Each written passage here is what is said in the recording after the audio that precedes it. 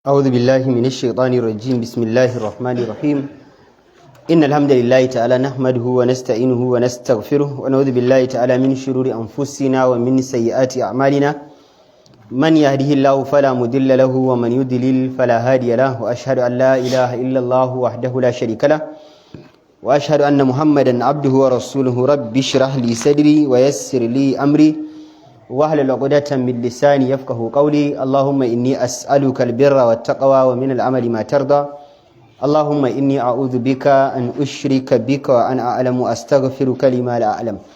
بايعكم والسلام عليكم ورحمة الله تعالى وبركاته. بركة مرسادوا عنا مسلاتي من البركة مسجد الممتاز دكنا أنغورغو ماري أغرم يدغوري. يو إن شاء الله تعالى منا يمتشن Juma'a 28 ga watan Jumadal Akhir shekara ta 1447 wanda ya zuri da 19 ga watan 12 miladiya ta 2025. Insha Allah ta'ala karatun littafin Al-Adab al-Mufrad na Imam al-Bukhari zamu tashi babi na 292 kenan. mun gama addu'o'in da manzon Allah sallallahu alaihi wasallam ya karantar da mu a dunkule. Yau kuma zamu ji babu du'a'in dal karbi, babin da zai karantar da mu addu'a a yayin da mutum ya shiga damuwa da kunci. Kullum malamai suna cewa ubangiji ya tsara rayuwar dan adam ne baina sururi wal karb. Dole a rayuwarka wataran Allah ya tsara zaka yi farin ciki, wataran zaka yi alfarh, zaka yi murna, wataran zaka ji dadi, wataran zaka shiga kunci. Allah bai tsara rayuwar dan adam ya rayu kullum yana cikin farin ciki ba. Allah ko bai tsara dan adam ya rayu kullum yana cikin bakin ciki ba. Duk talaucin talaka wata ran za ga yayi murna, kuma duk arzikin mai arziki wata ran za ka samu ya bakin ciki, imma ta fuskar dukiyar karan kanta, imma ta fuskar ƴaƴansa, imma ta fuskar matansa, imma ta fuskar abokanan hulɗa, imma ta fuskar makwabtanka, imma ta fuskar abokanan zamanka. wata ranka sai ya ɓaci. Haka kawai Allah madaukin sarki kan kaddara wata ranka tashi ranka haka babace ba wanda ya ma komai, a tambaye ka me ya faru ka ce ka baka sani ba. Haka Allah ya so ya ganka. Wata ran kuma zaka samu duk yadda mutum ya kai da zama cikin bakin ciki to wata ran zai yi murna. Yadda mutum ya kai zama cikin kunci wata ran zai samu walwala. Ubangiji haka ya tsara rayuwa. Shi yasa Allah ya ce ayyuhan nasu antumul fuqara'u ila Allah, ya ku mutane dukkan ku masu bukata ne wajen Allah. Da haka in ma dai kana cikin kunci ka buƙaci yalwa ya zo ma, ko kana cikin yalwar ta kai ka zuwa ga damuwa ka roƙi ubangiji yayi maka. Wanda ce sunan Allah a ban ƙasa. To idan ka samu kanka a cikin damuwa, Annabi sallallahu alaihi wasallam ya karantar da mu addu'ar da zaka rika kai ta yi. Allah madaukin sarki zai yayi maka wannan damuwar. Shi yasa Allah ya ce amman yujibul mudarra idza da'ahu wa yakshifu su wa yaj'alukum khulafa'ul ardi. Sai ce Allah ya ce a ilahum ma Allah. Allah ya ce wai shin wane ne ubangijin da yake amsa wa mai kunci, wanda yake cikin damuwa, yake cikin matsi da ya kira Allah. Allah ne kadai sai an sa maka damuwa idan ka shiga cikin damuwa. Allah ya ce kuma sannan Allah shi ke sanya ku wakilai a ban kasa. Da haka in ka roki Allah madaukin sarki, attaki Allah zai kawo maka agaji idan ubangiji ya so. Idan kuma ubangiji bai so ba, Allah dai addu'ar da kai ya karba, zikirin da kai Allah ya ji, damuwar kan Allah ya santa, dama shi ya jarabe ka da damuwar. Kai kana addu'a lokacin da Allah zai yi maka damuwar baka sani bai dai a waye ga damuwar babu ita. Wannan sunnar Allah ce, haka Allah yake abin sa. Idan ubangiji ya so yanzu nan kana da damuwa, yanzu ka roki Allah, yanzu Allah ya yi maka ga abin aidanka. Idan ubangiji ya so kuma kana addu'a damuwar sai ga tana tafiya da kaɗan. Lokacin da Allah zai yayi maka ma ka manta da Allah yayi maka. Kawai sai ka tana kai ni fa satin da ya wuce fa ina cikin wani damuwa akan matsala kaza. Wallahi ku duba har Allah ya wore min ban ankara ba. Haka Allah yake wore matsala ga bayinsa. Allah ka wore mana. Hadisi 700. Hadathana Muslim qala hadathana Hisham qala hadathana Qatada ana bil Aliya an ibn Abbas qala. Abdullahi dan Abbas Allah ya kara masa yadda yake cewa kan Nabi sallallahu alaihi wasallam yadu inda al-karabi.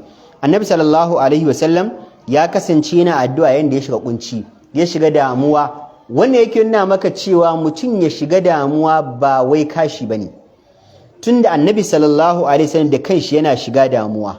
A wata riwaya yake cewa kana idza hazabahu amrun, idan wani al'amari ya tada manzon Allah sallallahu alaihi wasallam hankali, ya tada manzon Allah sallallahu alaihi wasallam, sai sa manzon Allah a damuwa, annabi sai wannan addu'a. Da haka idan dai fiyayyen halitta annabi sallallahu alaihi wasallam kanshi wani abu yana iya zuwa ya dame shi, ya shiga cikin kunci da damuwa, ya kai dan adam dole ne ka shiga ma'ai.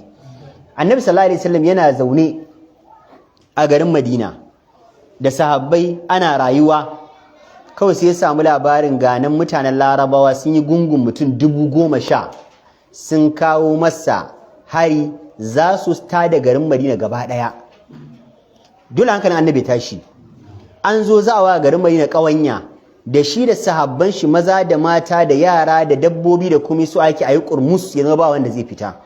Dole annabi hankalin shi zai tashi, iya wanda suka karba addinin iya su ne a Madina, yanzu kuma gashi an zo za a tada su gaba ɗaya, za a halaka su gaba ɗaya. Annabi sallallahu alaihi wasallam zai shiga damuwa, an gane. A bangaren iyalin shi manzo Allah sallallahu alaihi wasallam yana fuskantar damuwa saboda kamar da kasan gidan annabi gida ne mai mata guda 9, dole kishin mata wata ran ya motsa. Ba za ka ce wai dan annabi sallallahu alaihi wasallam bane, su wannan darajar ma yasa kishin su yake ƙara ƙaruwa, da haka tsananin damuwar su ga manzo Allah yake ƙara ƙaruwa.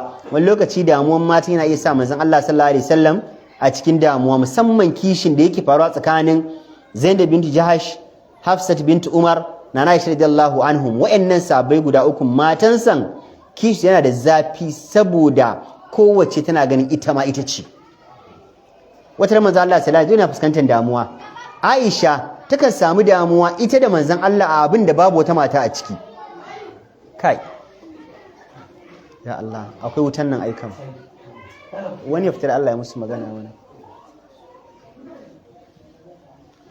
Annabi sallallahu alaihi wasallam wata rana yake tambayan Aisha, yake ce ta Aisha, idan kina farin ciki ni fa ina ganewa, idan kina da damuwa da ni ina ganewa. Ta ce ya makin Allah ya kake ganewa? Sai ce mata, idan muna zaman lafiya kina farin ciki da ni, zan ji kin ce wa rabba Muhammadin, ina rantsuwa da ubangijin Muhammad. Amma lokacin da akwai dan damuwa game da ni a zuciyarki, in kika tashi zaki rantsuwa sai ki ce wa rabba Ibrahim, ina rantsuwa da ubangijin Annabi Ibrahim. Sai da ce wallahi ya manzo Allah, ba kai nake gudu nake kin, ba wato ba sunanka ne, ba wai kai din ne nake gujewa ba, kawai da yake ina da wani abu a yana ka bata min rai, sai nake bana ma san ambaci sunanka, sai yasa irin ruwa sai rantse da babanka. Tace ai ni ma na gane, idan ana zaune kalau in zaka kira sai ka ce ya Aish, sai ka tsaya a Aish. Amma idan akwai ishu in zaka kira sai ka ce Aisha. akwai damuwa ko babu? Akwai. Annabi yakan fito ya samu sahabbai guda biyu suna rigima, annabi dole zai ji ba daɗi. Annabi yakan zo ya samu sahabbai bangare biyu an cire makamai za a ba da hamata iska, annabi sallallahu alaihi wasallam dole zai shiga damuwa. Irin wayannan abin suka samu manzo Allah sallallahu alaihi wasallam sai kama addu'a. A dole manzo Allah yake ce la ilaha illallah, annabi sai ce na shaida babu wani abin bautawa bisa dacewa da cancanta sai Allah shi kare al'azimu, Allah shine babba, alhalimu, Allah shine mai haƙuri. La ilaha illallah, na shaida babu abin bautawa bisa dacewa da cancanta sai Allah shi kadai. Rabbus samawati, shine ubangijin sammai, wal ard, shine ubangijin ƙasai, wa rabbil arshil azim, kuma shine ubangijin al'arshi mai girma. Wannan muka kula anan Annabi sallallahu alaihi wasallam da zai addu'ar, kai idan ka kula zaka ga abin da yace la ilaha illallahul azimul halim, la ilaha illallahu rabbul arshil azim, la ilaha rabbus samawati wa rabbul ardi wa rabbul arshil karim. Ko a wani riwayar da aka samu hazf ba a kawo wani la ilaha tsakiyan ba, sai ce la ilaha illallahul azimul halim, la ilaha alimul halim, azimul halim, la ilaha rabbus samawati wa rabbul ardi wa rabbul arshil karim. Iya nan za mu samu ruwa da na kawo ta ɗazu. Manzo Allah sallallahu alaihi wasallam ya yi wannan ne da wannan tsarin ababai guda uku addu'a ta kunsa. Bangare na farko ya kawo la ilaha illallah, bangare na biyu ya kawo la ilaha illallah sai hada ta da ubangijin sammai da kasai da kuma ubangijin al'arshi babba. La ilaha illallah al-azimul halim, la ilaha illallah rabbus samawati wal ardi wa rabbul arshil azim. Manzo Allah yace idan kai wannan addu'ar kana da damuwa, duk damuwarka Allah ya yayi. Duk girmanta, duk yawarta, duk yadda ta kai da matsala, duk ta kai da cushewa da cakudewa, in dai ka tsaya kai ki wannan a matsayin azkar, wallahi ka ba Allah lokaci, ka tsaftace zuciyarka, ka kyauta Allah zato, ka rike shi a matsayin abin yi 247, wallahi za ga ubangiji ya yi maka duk damuwarka. Kada ka kalli girman damuwar. Shi yasa ma manzo Allah ya ce ubangijin la ilaha illallah al-azim, Allah shine babba, ba abin da yake Allah girma. To duk wata matsala ayo tunda bata kai girma Allah ba, Allah zai magance ta yi. Sai ya ce al-halim, Allah mai haƙuri ne. Kana ga Allah, ya Allah ko da ni innan mai laifi ne, da laifuffuka na da zinubai na da abubuwan nake sa, ya Allah ka jarrabe ni da wannan matsalar, to Allah kai mai haƙuri ne. Allah kada ka laifi na, Allah ka yayi mun. Kun gane sirrin addu'ar? Sai ka ce ya Allah kai ne ubangijin samai da ƙasai, kenan ya Allah duk damuwa da za ta bujiro wa ɗan adam, halittar ma ba ta kai halittar samai da ƙasai gina ballantana damuwarsa. Allah kuma kai ne ubangijin samai da ƙasai, Allah ka yayi min. Ya Allah kai ne ubangijin al'arshi, al'arshi kuma ya fi samai da ƙasai girma. Ya Allah na roƙe ka, ka san damuwa ta, damuwar da ba ta kai al'arshi girma ba, Allah ka yaye min tunda ka riƙe al'arshi, Allah ka yaye min ita. Idan kana ganin akwai wata buƙata da ɗan adam yake so ta fi ƙarfin Allah, ka fita musulunci. Kisa Allah ya sai ce inna Allah azizun hakim. Allah madaukin sarki mabuwayi ne, babu abin da yake gagaransa. Hakimun, amma yana barinka da damuwa ne saboda wata hikima ta Allah. Ba wai abin ya fi ƙarfin Allah ya yi maka bane, a'a akwai hikimar Allah kenan da ya ce al-azizu, babu abin da ke gagararsa. Sai ka ce to gani ina ta roƙon shi kullun abu kaza kuma bai bani ba, sai ya ce maka al-hakimu. In ya barka da damuwar kana addu'a, akwai hikimar Allah akan barinka da damuwar. Wani idan Allah ya yi masa damuwar, wallahi halaka zai fada. Shi yasa Allah sai ya bashi damuwar. Wani kuma akwai lokacin da ubangiji ya tsara zai yaye masa, shi yafi dacewa da bashi da matsalar. Nan muka kula a cikin zikirin gaɗe babu addu'a. Babin da kaji manzo Allah ya ce Allah ka yaye min kaza, Allah ka kawar min da kaza, ai babu ai. Kawai ambatan Allah ne, la ilaha illallah kaza, Allah. Kun kula? Ba addu'a ai. Babu roƙo. Kaman ka ce azkar ne addu'ar. To sai malamai suka ce in ma dai mu ce shi azkar din shine addu'ar. Da kace la ilaha illallah al-azimul halim, babu abin bautawa bisa dacewa da cancanta sai Allah shi kadai, babba ne mai haƙuri.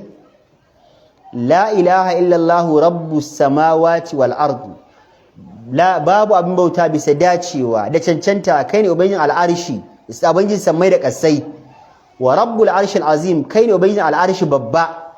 Allahn da kawa wannan kirarin, shi kirarin kadai Allah zai ga zuciyarka ya ce wannan bawan ya jinjina min, wannan bawan ya karrama ni, wannan bawan ya sunkuyar da kanshi, barin game damuwarsa. Allah sai ya ce okay, damuwar shi kaza ne, bar na biya masa. Shi yasa ma ake da ka'ida, wai sai a ce wai yaban babba a gabansa maula ne. Ba haka bane? Idan ka je yanzu gaban sarki kana cewa dan toran giwa, ba zage shi kai, ka zage shi ne ma ba? Mana zaki uban zakuna, ka ƙara zagin shi ai. Amma duk lokacin da ka zo gaban babba ka jinjina masa, idan ka tashi zaka tafi sai a ce ku bashi miliyan 1.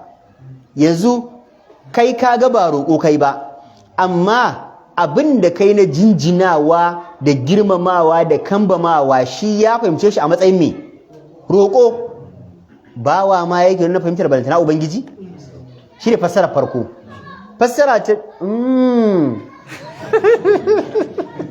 ka gane karatun kenan.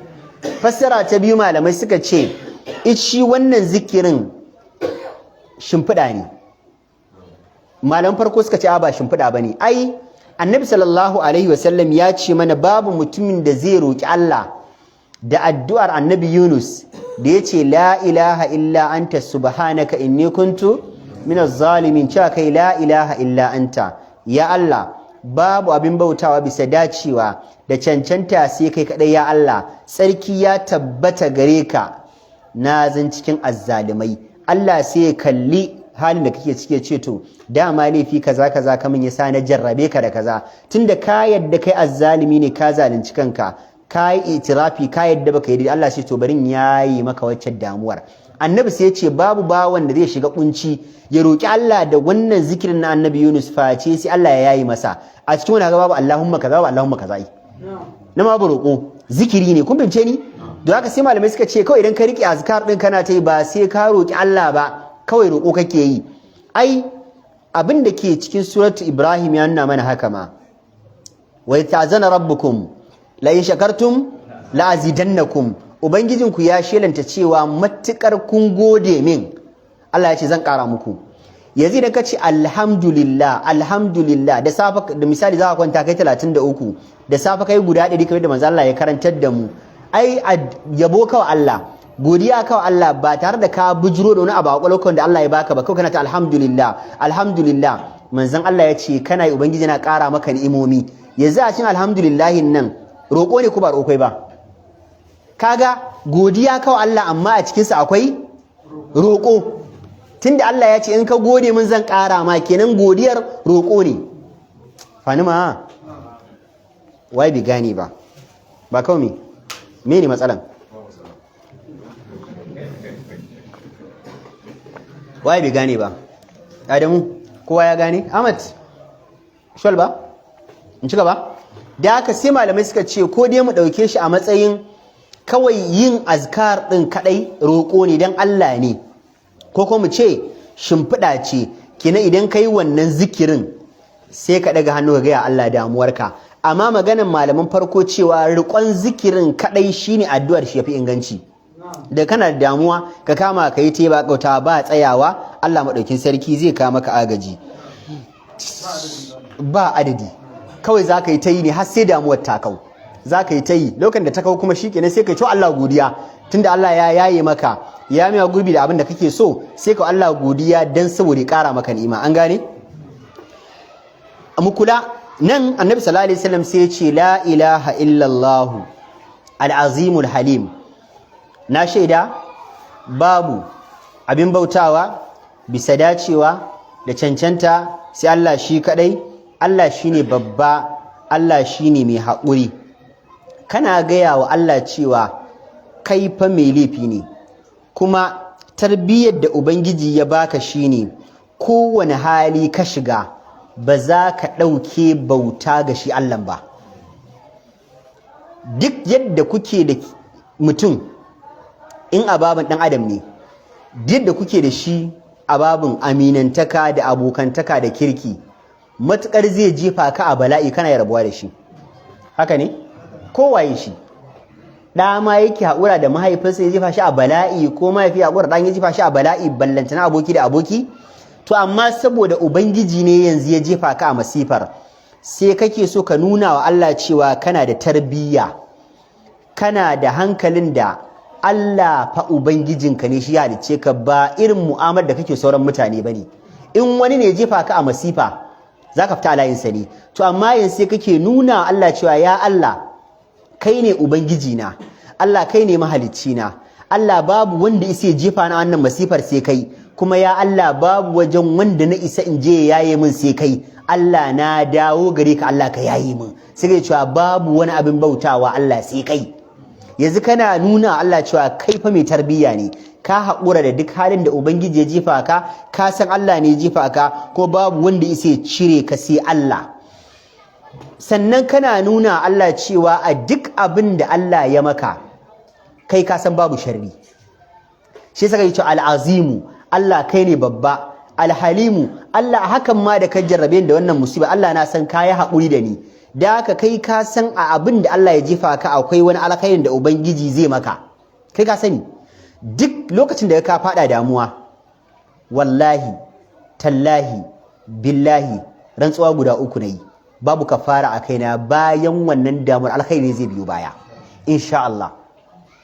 Alkhairi zai biyo baya. Misali malamai suna cewa dukkan mu nan muna son aljanna ko, amma bari mu gani wanda baya son aljanna daga hannun gani. Wanda baya son aljanna, okay babu. Wanda in akwai wanda baya so ya daga hannun gani.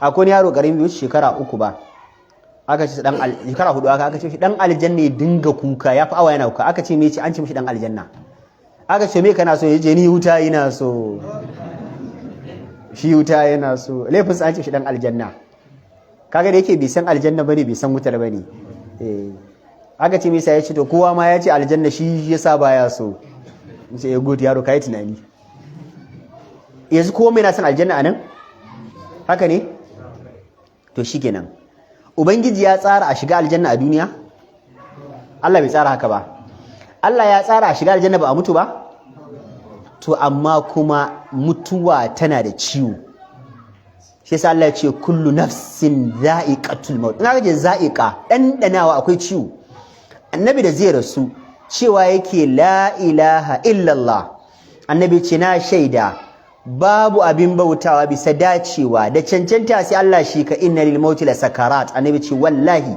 tabbas mutuwa tana da daci inji annabi kai waye annabi ma yana cewa wallahi tana da daci annabi sallallahu alaihi wasallam wanda in akwai wanda ya kamata a wa free ticket wallahi manzon Allah ne amma shi ma hiri dandana to Allah madauki sarki da ya tsara hanyar tafiyar ka aljanna sai ka sha wannan wahala ga kula kenan wannan damuwar da zaka shiga da wahala zaka sha lokacin mutuwa bayan shi alkhairi ina ne aljanna to a rayuwa ma haka ne duk wani daga ya zo maka wanda ranka baya so kana cikin kunci kana cikin damuwa kana cikin matsi inna ma'al usri wallahi bayan shi sauki ne to amma kaidar Allah shine ubangiji bai fiye bawa abu mai girma mai daraja ko matsayi ko wani mataki ba sai ya jarrabe shi dan idan ya bashi abin ya san matsayi san darajarsa muna yawan faɗa cewa kuɗin gado bai da albarka ƙarya ne da yake ba ka sha wahalar nema shi saka ganin bai da albarka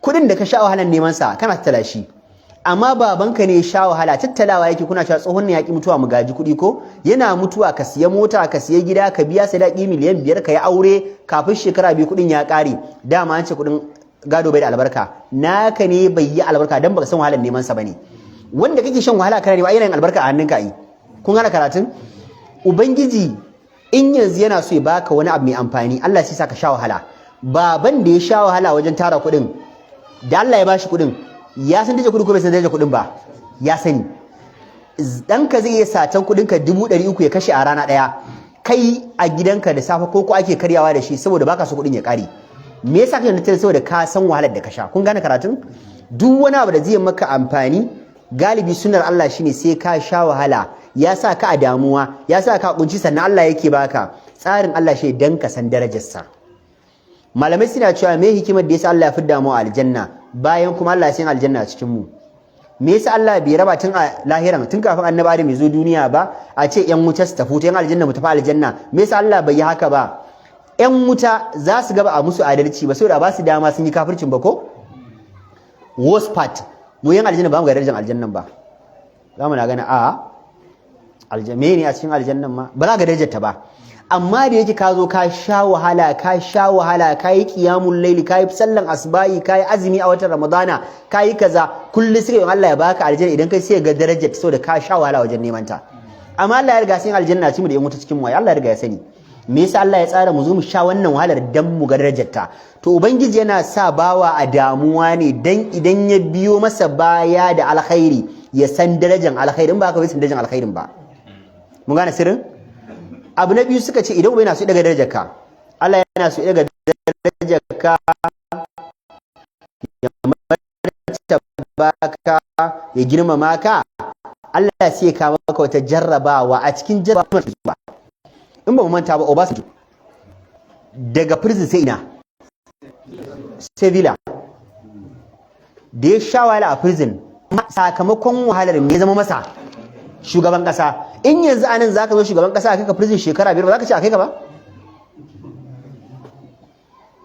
wannan kai shi kai shawara ba shawara ai a ce za a baka shugaban kasar Najeriya amma sai ka ci prison shekara 5 ko shekara 10 ba to ka gani ma ashe na ɗiba kaɗan to ubangiji haka yake tsarinsa idan yana so ya baka wani matsayi babba Allah sai ka maka jarrabawa ka sha wahala a jarrabawar na Aisha radiyallahu anha lokacin da aka zarge ta da tayi abu mara kyau tana jinya ta ji labari, ta ce jinya sai da ta nunnunku a jikinta saboda jin ta yi wani abu da ake zarginta da shi mara kyau.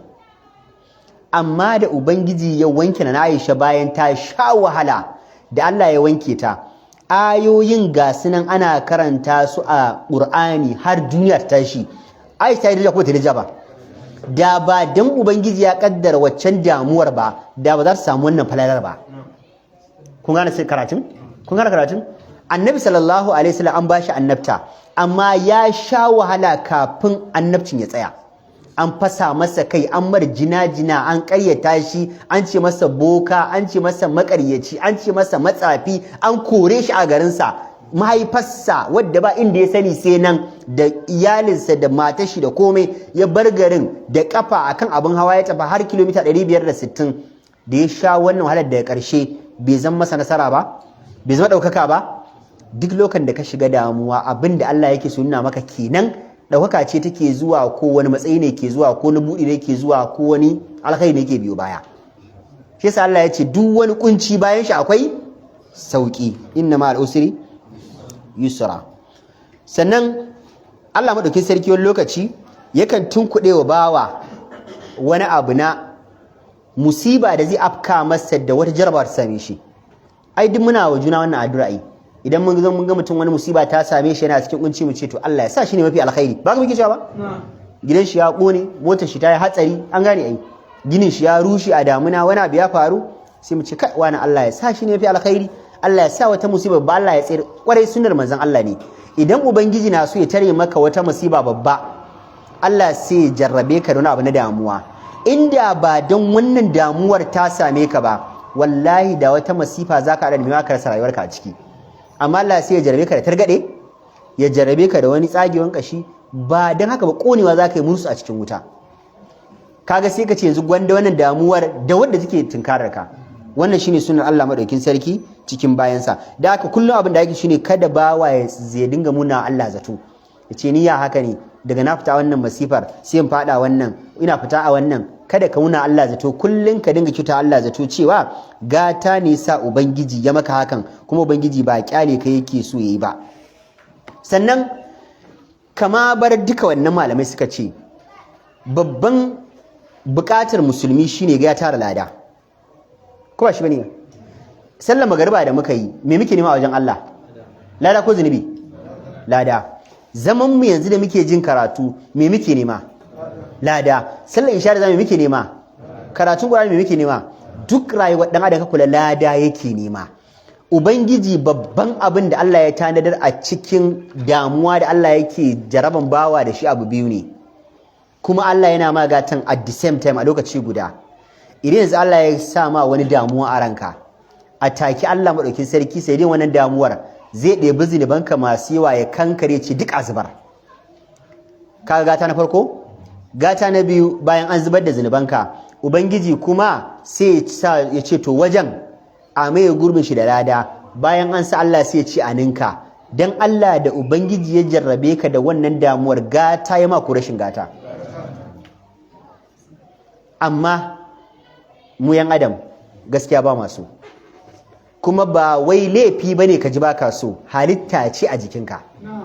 Babu wani mutumin da zai fado akan tsani ko yana tafiya mota ta bige shi ko mashin ya karye kuma ya ce murna yake da karye wannan. Ai sai a ce hankalin shi ya juya, ya kamata an daure shi a kai shi firar locus. A ji a duba kwakwalwar shi ko a bashi magani 2 da safe, 2 da rana, 2 da daddare. Kwakwalwar ba lafiya. Wannan damuwar da kake ji a cikin ranka din nan ɗabi'a ce taka. Kamar yadda ka san idan an ma abin farin ciki baka isa ma farin ciki kuma ka ce bakin ciki zaka ji ba, baka isa ba. Ango ne ana aurensa, shekara 2 yana neman yarinya, yana son ta kaman ya mutu, baban yarinyar ya bashi wahala, an azabtar da shi, ya azabtarwa, ya sha wahala kamar ta kaɗai ce mace a duniya. Yau sai Allah ya kaddara gashi ya aure ta. Ranan auren ana hada-hada, sai ka zo ka same shi yayi zugum yana kuka. Aka ce me faru? Ya ce wallahi murnar bakin ciki nake da daurin auren nan. In ya ce murnar da nake yi hawayen nan na murna ne, sai ka ce haka ya kamata. Amma sai ce ka hawayen nan na bakin ciki ne, me yasa na auri wance? sai ka ce wannan mutum ba lafiyar shi kalau ba. Haka ne? Wato wani abu ne gariziya, halitta ne a jikinmu. Idan Allah ya jawo damuwa mu ji ba daɗi, ba rashin tawakkali ba ne, halitta ce a jikinka. Kamar yadda murna ta zo ka yi murna, bakin ciki ya zo ka yi bakin ciki, wannan halitta ne a jikinka, baka isa ka ji ba haka ba. Ko mun gane? Malamai suna cewa akwai wani daɗi da yake jikin mara daɗi. Kowane mara daɗi akwai daɗi a jikinsa. Ba dan ka ji mara daɗin ba za ka gane daɗin mai daɗin ba. Idan ka sha maɗaci, ko da shike wani nan mai yawa su maɗaci ba, idan ka sha flagyl, kowa ya san flagyl a nan ba? Idan ka sha flagyl, kana tsotse flagyl, kana taɓata rai, kana taɓata rai, ka tsotsa flagyl, ba fita da tsotsewa kai, ka tsotse jikinka, tsiga har tana tashi, kana gamawa sai aka baka vitamin C. Ko aka baka zuma. Da wanda ya sha flagyl yana gamawa aka bashi zuma, ciki shi ne yake ciwo, likitan asibiti ya zo ya bashi flagyl, yana tafiya sai wani ya zo ya ce ga hadisin annabi ya ce duk wanda ya sha zuma Allah ya zo kada shi daga ciwon ciki. Yana shan flagyl aka bashi zuma ya sha, zaƙin zuman da wanda yake bakin wanda ya sha flagyl da wanda ya sha zuma bai sha flagyl, waye zai ji zaƙin zuma?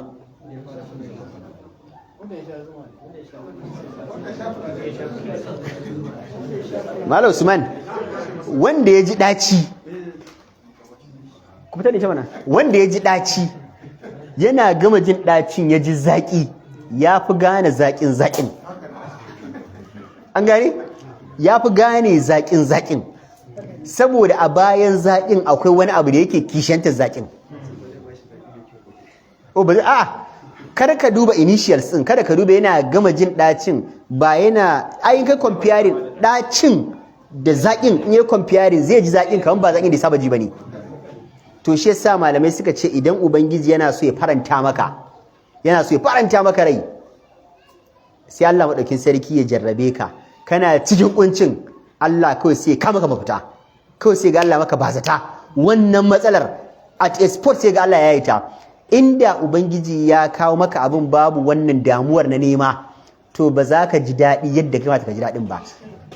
Ka gane aiki? Mana, kana jira ka yi aptitude test, kana jira ka sha wahala aptitude test ɗin wajen neman aikin maku 100,000, ka kusa mutuwa, ka wuni baka ci tuwo ba. Allah wani ma ya gurɗa ka yi jina-jina da ƙyar, ka yi aptitude test, aka ce to kowa ya tsaya sakamakon shi zai fito, sallama haka garai.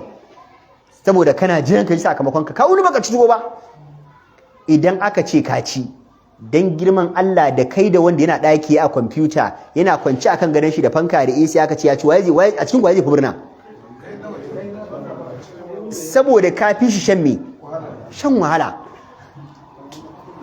To malamai suka ce ku kula, wannan fa shine sunnar Allah wajen ba fa Ubangiji na sa ka a damuwa dan bai san ka bane, a'a. Ba fa wai laifi ko Allah ya sa ka a damuwa ba, akwai wasu ababai na Ubangiji ne da ya tsara bayan damuwar, shi yasa ya kaddaro damuwar ta faru.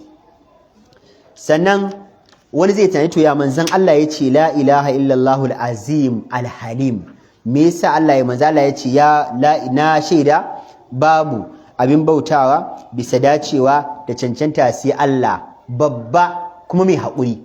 To idan muka ɗauki ayar da Allah maɗaukin sarki ke cewa ma asabakum min musibati fa bima kasabat aydikum wa yafu an kathir, Allah ya ce babu abin da yake samun ku na kunci, na damuwa, na musibu, na jinya, Allah ya ce face sakamakon abin da hannunku ya jawo muku ne. A hakan ma Allah yana afuwa ga laifukanku masu yawa. To in dai har Allah mai haƙuri ne, alhalimu din ne, mai haƙurin ne, to kaka aka yi nawa Allah laifi bai min afuwa bai jarabe da damuwa sakamakon laifin da na yi.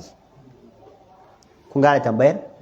In dai Allah alhalimun ne mai haƙuri ne, kamar na roƙi Allah a cikin addu'ar, to ya Allah bai yi haƙuri da ni ba, Allah ya kawo min uquba sakamakon laifin da adin laifuka da abin da yana samun mu a rayuwa sai dai laifin mu ne.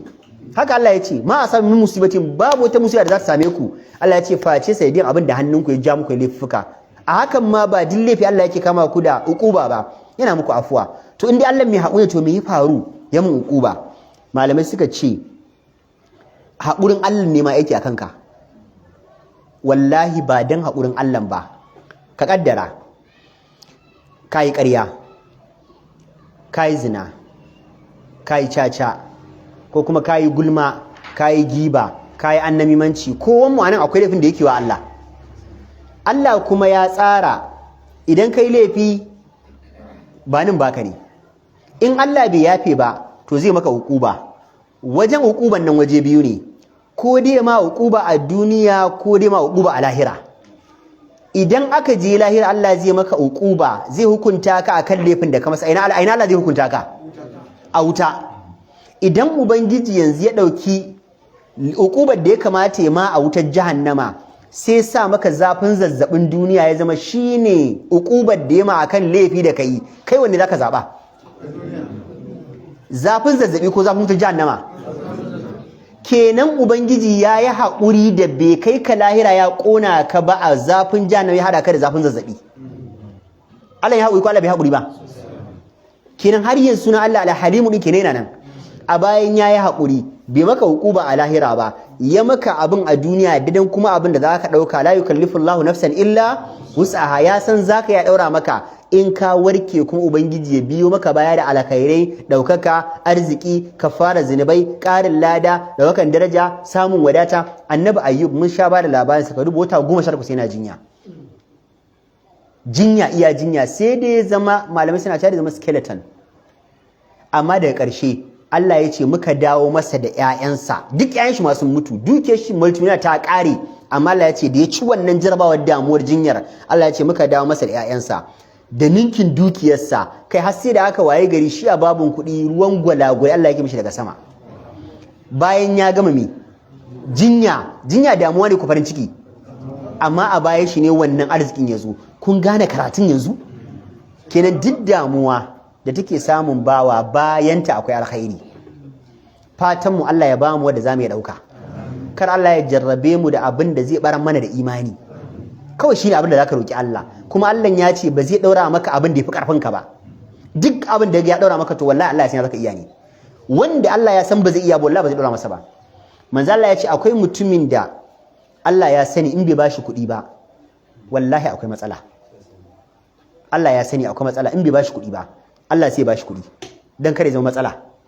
Akwai wanda kuma Allah ya sani in ya bashi kuɗi akwai damuwa, wallahi sai ya je wuta. Allah sai ya hana shi kuɗin, ya hada shi da bawan Allah nan mai ƙarfin nan.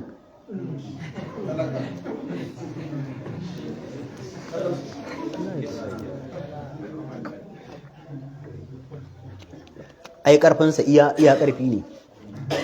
Wallahi ba dan yafi mutane karfi ba da kowa ana ya rabu da shi, amma sai da yake Allah ya masa wata baiwa, in ya rike ka Allah ne kawai zai kwace ka. Allah ka kwace mu. Ya rike bayi da yawa, ya rike bayi da yawa. Ai ko mane na sun yi zo ka tuye fakin da mota yi, ba wanda yake su dinga zuwa da kafa yi. Yanzu malo sun fatin daga ajilare yake zuwa kuma shafote yake. Yanzu yana zuwa wata mai AC tana numfashi, ba haka zai so ba, da sai ya fi gane karatun fa. Zai in kana da mota a kar Allah ya baka mota to. Hadisi 701 haddathana Abdullah bin Muhammad qala haddathana Abdul Malik bin Amr qala haddathana Abdul Jalil an Ja'far bin Maimun qala haddathani Abdurrahman bin Abi Bakr annahu qala li abi. Abdurrahman ibn Abi Bakr yace babansa Abi Bakr sahabin manzon Allah, ya abati yace ya baba inni asma'uka tad'u kulla gadatin, yace ya baba kullun ina ji kana addu'a a kowani safiya. Zaka ce Allahumma afini fi badani, zaka ce ya Allah ka bani waraka ya Allah a gangan jikina. Kenan a zai zama a jikina ba inda rashin lafiya, daga kanka har kafarka babu inda yake ciwo.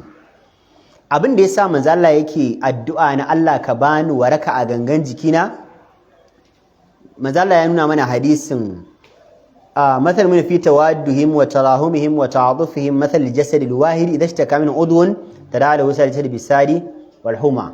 shi gangan jikin dan adam interconnected ne, da kanka da kafarka a haɗe suke. Shi yasa idan ka bigi a kanka zaka ji ciwon, in ka taka allura kamar a kanka zaka ji an suka maka allura, jijiyoyin sun to daga kafa har zuwa kai. Allah madaukin sarki idan kana ya tsare, idan kana gulando ko kana da ciwo ko ya tuntube ko kana fitsarin gauro, ya haƙuri da Allah ku ya haƙuri ga wani ku ya haƙuri ya haƙuri adamu karatu ne gina ke ba wani ku yi min afuwa da Allah an san fitsarin goro? fitsarin goro? kapca Allah ya sa baka taɓa yi ba to Allah ya sa karka yi wata yin fitsarin goro a nan na gasken ba na wasa ba ka taɓa yi musa ba? fitsarin goro na gasken ba na wasan ba na gasken wa ya taɓa yi? ka taɓa yi? ya kaji? ya subhanallah kanwar wannan yaran shekarar irin ta biyu ta kwana fitsarin a'a kai ba gane me ake faɗa ba shi ya zo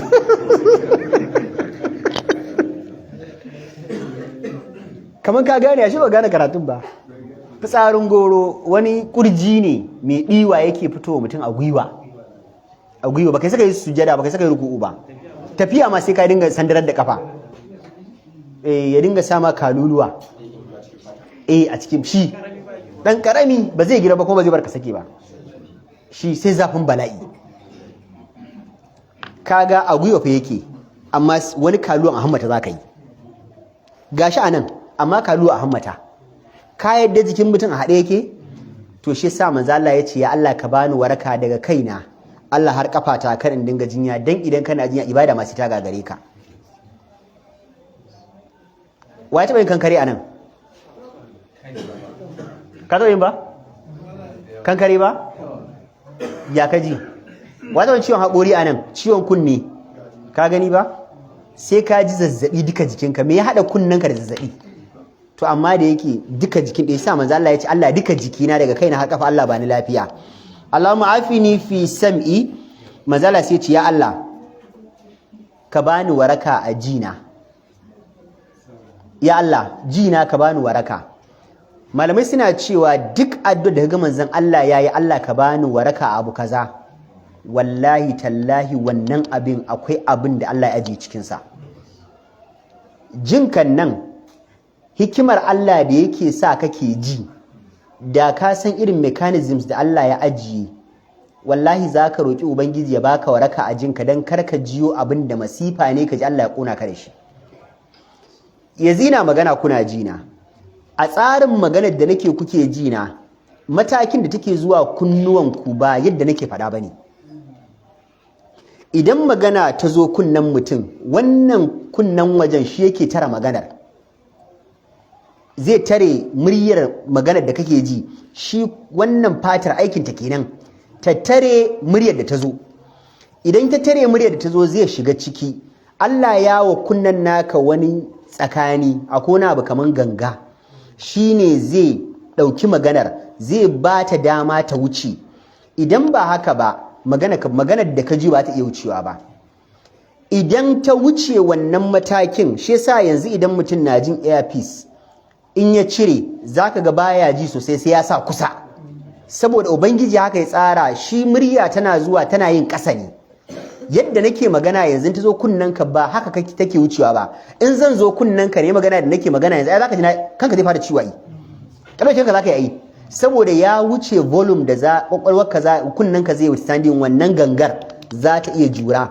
shi yasa kake ganin idan ana kiɗa a waje zaka ji kanka yana fara ciwo saboda gangar tana bugawa da yawa to abinda Allah ya tsara shine idan magana ta taho wannan kunnan zai tare yar kaɗan ne ba duka yake tare zai tare yar kaɗan ne kawai sai ya saka ta cikin kunnan ita wannan gangar sai ta dan kada in ta kada za ta bar muryar ta wuce a mataki kaɗan ne don kar ta fasa gangar akwai wasu ababai da ubangiji aje su guda uku kaman gashi su kuma amplifier ne za su ɗaga muryar magana ta zo ba volume ta zo kaɗan ba Allah sai sa wa'annan ababen sai su ɗaga muryar magana in suka ɗaga ta sai ta wuce kaga sun kai matakin da ƙwaƙwalwa ta jura yanzu asalin abin da yake jin maganar ba wannan fatar bane ba gangar bane ba wannan gashi guda ukun da ke tsaye bane a'a shi asalin kunne mai jin maganar shi yana ciki a nan in ka sa ƙasa zaka jona ba kaman zaka cire ranka to a ciki yake shine mai jin maganar idan ta je shine sai ya ji maganar shi kuma in ya ji maganar ba yana gane me aka faɗa bane aikin shi ba ya gane me aka faɗa bane zai ɗauki maganan ne sai ya canza ta kuma signal, ta kuma kamar sigina, sai ya kai wa ƙwaƙwalwa saƙon cewa ga abin da aka ce, ƙwaƙwalwa sai ta fassara abin da aka ce, shine sai ka gane ga abin da nake faɗa. Dan girman Allah, idan ba Allah ba a sakan ɗaya wa isi wannan abin. Fa tabarakallahu ahsanul khaliqina. Shi yasa manzo Allah ya ce Allahumma afini. Irin wannan abin da Allah ya ma a kunnen kan ka zo kana saba wa Allah da shi, Allah ya maka duk wannan mechanisms din, ka duba in yadda Allah ya saka na'urori, ga abu kaza kunnen wannan ya ji, ya shigar, ganga ta tare ta ji, amplifier sun zo sun daga maganar sun ji, sannan kunne na ciki ya ji, sannan akai kwakwalwa signal ta yi signaling, sannan kwakwalwa ta fassara maganar ta dawo da shi, sannan a gaya maka mai duk ka saka da suka ce below 0.01 second kana gane me ake yi. Below 0.01 second. Da ya zan fassara below 0.01 second. Idan second ɗaya, kit ɗayan nan za ka raba shi gida 100 ne kenan ba? To in za ka raba kit ɗaya na agogo, ka raba shi gida 100, a ƙasa da wannan Ubangiji yake wannan aikin. Hasbunallahu wa ni'mal wakil. Da manzo Allah ya ce Allah ka bani waraka a jina, kar in ji abin da zai zama mun masifa. Annabi ya da ya addu'a ku bi addu'a ba. Shi yasa Allah ya ce inna sam'a wal basara wal fuada, da me manzo Allah ya fara? Inna sam'a, da shi annabi ya fara, saboda mechanism din da Allah ya sa a cikin ji din wani mechanism ne da in ba Allah ba, na rantsi da zatin Allah ba wanda isa yi. Kuma wannan kunne na cikin, ba wannan fatar ba, kunnen ciki, idan Allah ya kaddara ba za ka ji da shi ba, idan za a kai ka duk asibitin duniya wallahi bai sa a dawo da shi ba. Shekaran jiya ake ban labarin wani likita ne consultant, ya haifi ɗan shi baya ji, duk inda zai kai shi a duniya ya kai yaron da yake Allah ya ba mai ji bane, wannan yaron na ya san shi, yaron baya ji. Yanzu idan akwai wanda ya isa retrieving mai Allah ya tsara, ba zai retrieving masu shi likita? Allah bai ga daman ya ji ba, zai ji?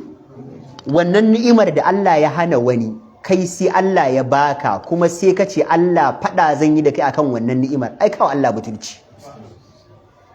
Duk abin da ka san haram ne, wallahi tallahi kai iya ƙoƙarin karka na ji.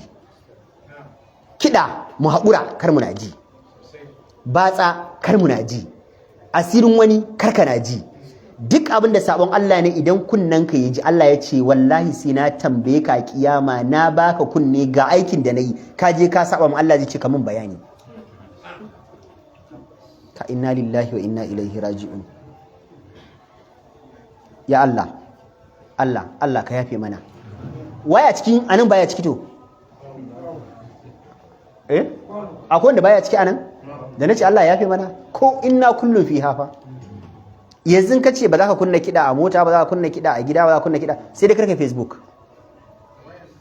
sai dai karka TikTok, ringin ton ma, sai dai karka komai, sai dai karka kalli talabijin, sai dai karka kunna rediyo, sai dai ka zauna didim, sai dai karka fito a gidanka. Masu tallan Airtel, masu tallan MTN, misali nake ga ka ba, masu sai da neman roba, masu neman datti, masu kawai komai sai an sa ma kiɗa. Shine worst. Zai ji kuma ya posting kowa ma ya ji. Wal iyazu billah. To shi yasa manzo Allah ya ce Allah ka bani waraka a jina, Allah ka bamu waraka a jinmu. Allahumma afini fi basari, Allah ka bani waraka a ganina. Mun sha magana akan yadda ubangiji tsar Adam ke kallo. Mun sha magana. Muka ce yadda kake kallo ba yadda kake kallon abu haka yake ba. Farko idan ka kalli abu, abin da Allah yake fara yi shine idan kana so kalli abu, Allah maɗaukin sarki yana kawo haske ne tukunna ma idan.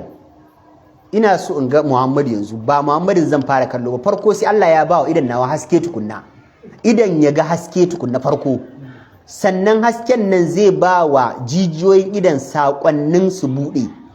Sannan akwai kaloli primary colors guda 4, dukkansu Ubangiji ya ba su dama su activating. Duk fa yanzu kawai Muhammad ya shawo kwana an ganshi ne fa, duk a wannan ƙasa da sakan Allah yake yin wannan fa.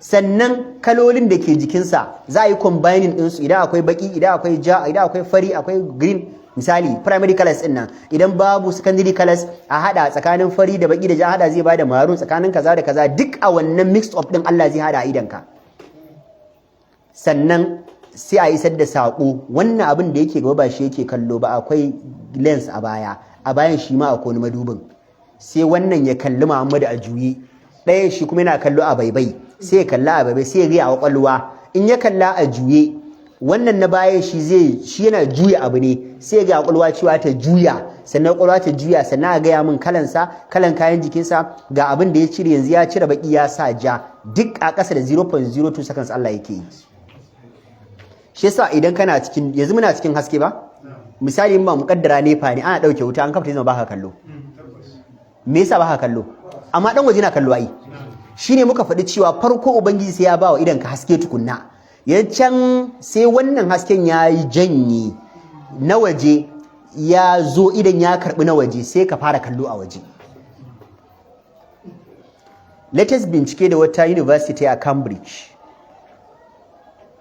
bai wuce wata ɗaya ba ma na karanta article din a Cambridge University bai wuce wata ɗaya ba da ana cewa adadin colors da ido ke iya identifying kaman 6,000 wani abu colors suka ce wani bincikensu yanzu ya gano musu ido yana iya gane colors sama da kala miliyan 6 da kusan 800 da wani abu ido zai iya bambance su in yaga wannan kala zai gane wannan ne da ana ganin kamar 6,000 plus ne yanzu sun gano suka ce zai iya ido zai tantance kala miliyan 6 da kusan 800 da wani abu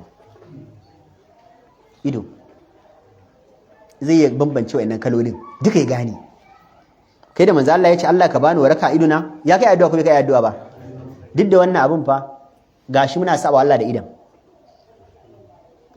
da idan ai ba ma ka bar sabo ko waste of time da muke kallon Facebook da TikTok da wane ne wallahi alazim asara ne rayuwar mu asara ne ba za ka gane darajar ido ba sai wani ya rasa ido ya ga maka amfanin ido mutumin da yana kallo da ya daina kallo inda a ce duniyar ta ce ka dauki duniyar gaba daya ya dauki duniyar ba ka dami shi da ganin sa wallahi zai yadda malamai sai a sabani tsakanin ji da gani wanne yafi daraja daga baya dai an tabbatar da ji yafi gani daraja amma kuma abu biyun nan idan dan adam ya rasa daya malamai suka ce rayuwar shi ta tawaye gwanda ka rasa hannu ka rasa kafa da a ce baka ji ko baka gani kawai inda ake da sabani shine shin bayan ji bayan gani me na uku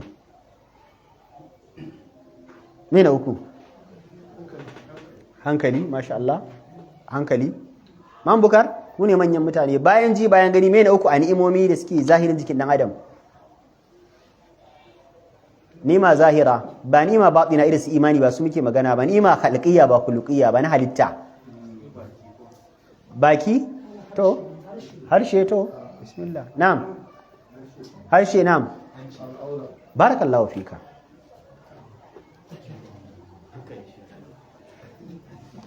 daga ji gani hankali sai al'aura lokacin da namiji yanzu yana ji yana kallo yana da hankali ya zama ba namiji ba ya zama salamatu da shi da yanzu da maraji kun gane karatun?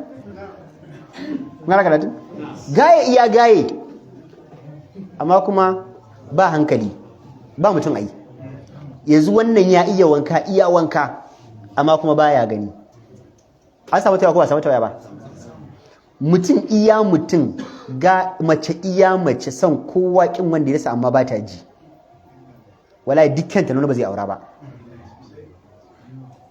ga ta kyakkyawa iyaki amma dai ba ta gani idan ta normal haka amma sai dai baya gani waye zai aura anan bari mu ga masu imani na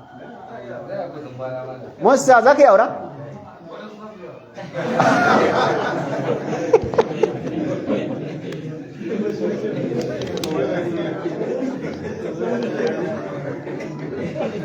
kai ba babu na san ba zai aura ba yi ba ka aura ba ido ba aure waye zai auren makauniya a nan gani ni ma ba na ciki makauniya waye zai aura ya ba fa ya makauniya a'a ba maganan yanzu maganan general ake ba maganan gauraye fa ba wanda zai auren makauniya anan wadda ba ta gani malam za ka auren makauniya ba ta gani kwata-kwata amma kyakkyawa ce amma ba ta gani ya akwai hankali za ka aura? ba za mu gane ba amma tsakaninka da Allah mu nemo mu kawo